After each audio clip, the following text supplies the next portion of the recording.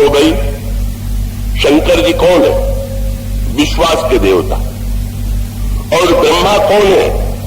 का विवेक में का होता यह है कि शंकर जी जीवित कर देते हैं विवेक को। इसका अर्थ यह है कि बिना विवेक के, बिना बुद्धिमत्ता के तो समाज का काम चलेगा नहीं।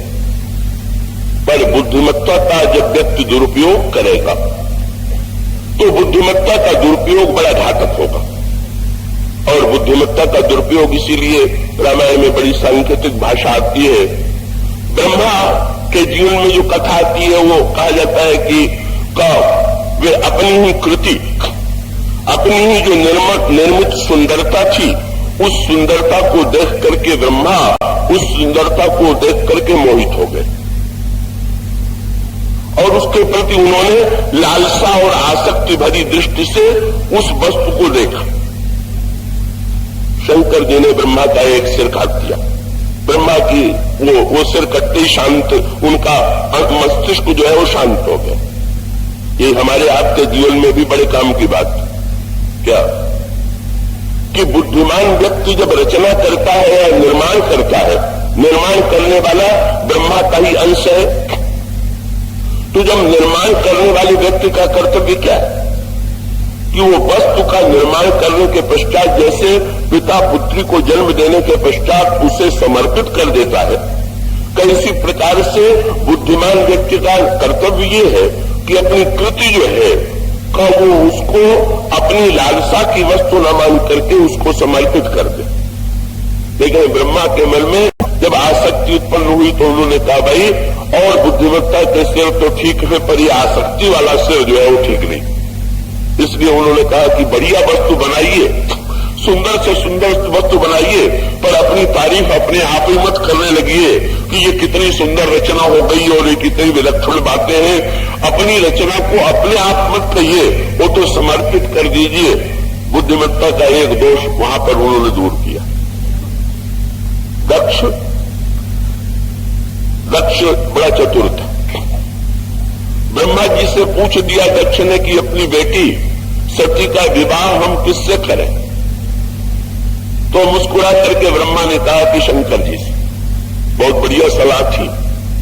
कैसा बढ़िया विवाह? बोले दक्ष की बेटी और शंकर से ब्याह हो जाए। दक्ष की बेटी माने चतुर की बेटी और शंकर से विवाह हो जाए माने विश्वास से विवाह हो जाए, चतुराई और विश्वास का मिलन हो जाए। लेकिन फिर वही विडंबना आ गई कि दक्ष ने जिस समय अपनी कन्या दिया तो शंकर जी को देख करके बड़ा नाक भाव सिकोड़ा। बोले लड़का लगता तो नहीं है देने योग्य, लेकिन पिताजी कह रहे हैं तो अब दे ही दे। इसका अभिप्राय यह है कि उस चतुर के मन में विश्वास को देख करके आस्था उत्पन्न नहीं हुई और तब दोनों का एक दिन झगड़ा हो गया।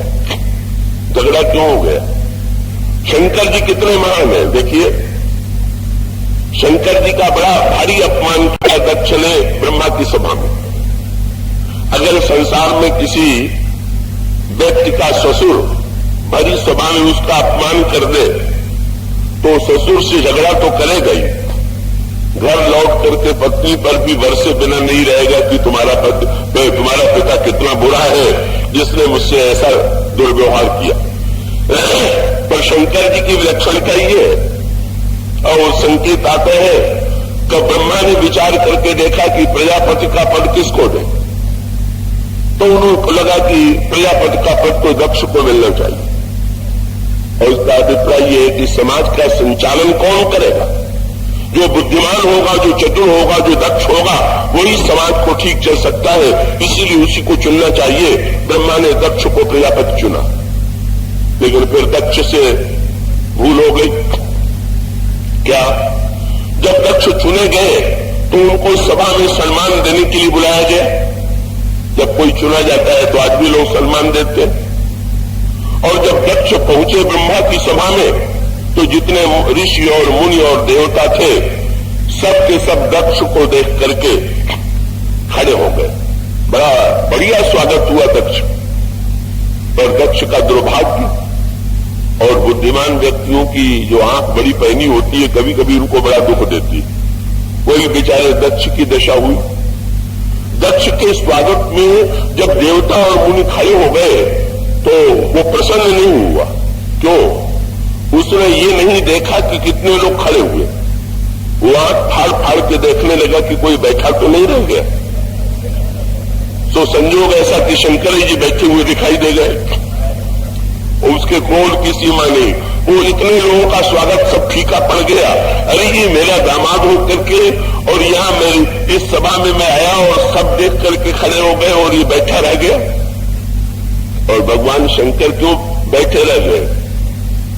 अरे भाई, बेचारा दक्ष कुछ दिनों के लिए चुना गया है। शंकर जी महाकाल है। महाकाल का वो क्या पता कौन चुना गया कौन चला गया। वो तो महाकाल की दृष्टि में व्यक्ति का क्या महत्व है। महाकाल किसका सम्मान करे।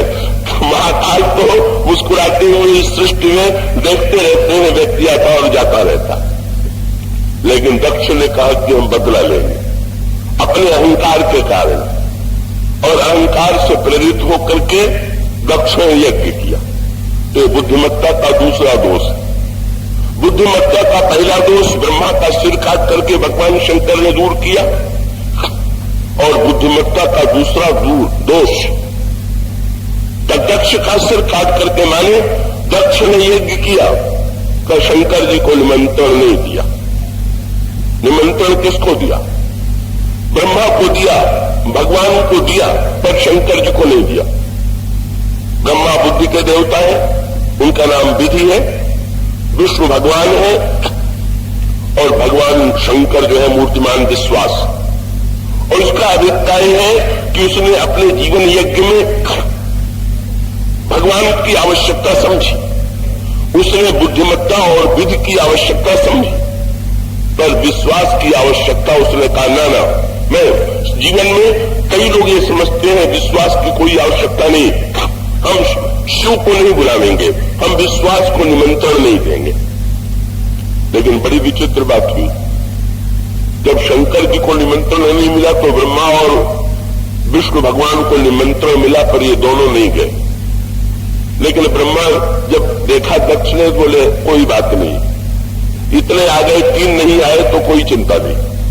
अगर ऐसे बेचारा उस समय सोच लेता सभा में तो शायद इतना, लेकिन इस समय जहां सोचना चाहिए था वहां नहीं सोचा, और अब सोच रहा, सोचने लगा कि सब आ गए हैं, 3 ही तो नहीं आए। वो तो उसी तरह की बात है कि बारात बड़ी धूमधाम से आई, स्वागत करने के लिए लोग आए और कहने लगे बारात तो बहुत बढ़िया है, केवल 3 ही नहीं आए हुए। कौन? बोले एक तो दूल्हे का पिता नहीं आया, दूल्हे का भाई नहीं आया और दूल्हा नहीं आया, और पूरी बारात आ गई। तो जिस बारात में ये तीनों न हो, वो बारात तो उसका स्वागत सत्कार कैसा होना चाहिए ना आप कल्पना कर लीजिए। तो भाई जिस यज्ञ में विश्वास नहीं, जिसमें भगवान नहीं, जिसमें विचार नहीं, वो यज्ञ तो नष्ट हो गई। इसलिए दक्ष का सिर काट करके, ये सिर काट करके आहुति देना माने ये अहंकार की आहुति। बोले बुद्धिमत्ता का बहुत अहंकार हो गया है, जब तक ये कटेगा नहीं तब तक जो है तब ठीक नहीं होगा। सिर कटने के पश्चात जब देवताओं ने प्रार्थना किया तो नया सिर मंगा करके दक्ष के सिर पर जोड़ दिया, बकरे का सिर। और कितना अंतर आ गया दक्ष में।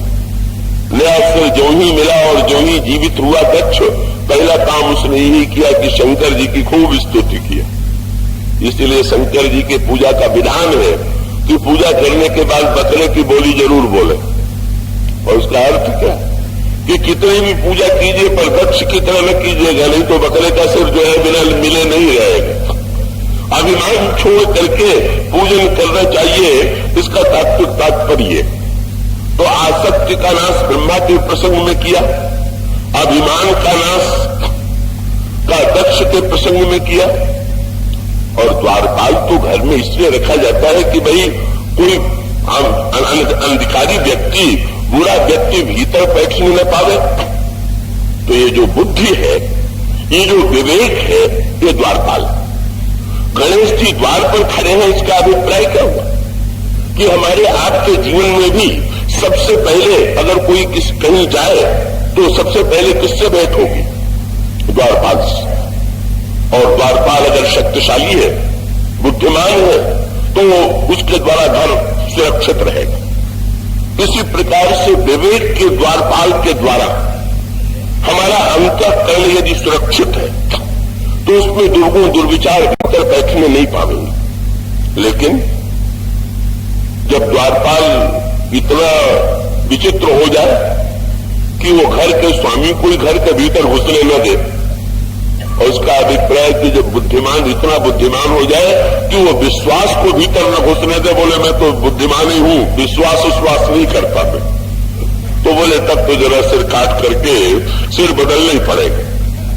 और तब शंकर जी ने कहा कि पार्वती अब हम और तुम मिल करके, शंकर जी ने, शंकर जो है उनका पूरा शरीर जो है वो तो पार्वती जी का दिया हुआ, और सिर जो है वो शंकर जी का दिया हो। पार्वती जी मूर्तिमती श्रद्धा है, श्रद्धा बुद्धि का धर्म है और विश्वास हृदय का धर्म है। अब ऊपर वाला जो भाग है वो शंकर जी का दिया हुआ, सिर विश्वास का दिया हुआ, और हृदय और सारा शरीर जो है वो श्रद्धा का दिया हुआ। हम लोग जिन गणेश की पूजा करते हैं तब वे गणेश वे ही है। वो पुराने गणेश जिनका सिर हाथी वाला नहीं था उनकी पूजा कोई नहीं करता। वो तो गजबदन वाले जो गणेश हैं, जो शंकर और पार्वती के सम्मिलित प्रयास से बने हैं, हम उनकी पूजा करते हैं। जय और विजय अपने वृत्ति का दुरुपयोग करते हैं। द्वारपाल भगवान ने इसलिए नहीं रख छोड़ा कि कोई उनसे मिलने आवे और वो बीच में पूछताछ करे और उनको न आने दे। वो तो भगवान के यहाँ जो द्वारपाल है का वो तो उनकी वृत्ति तो भगवान का अभिप्राय ये है, वैकुंठ में तो अनधिकारी आते ही।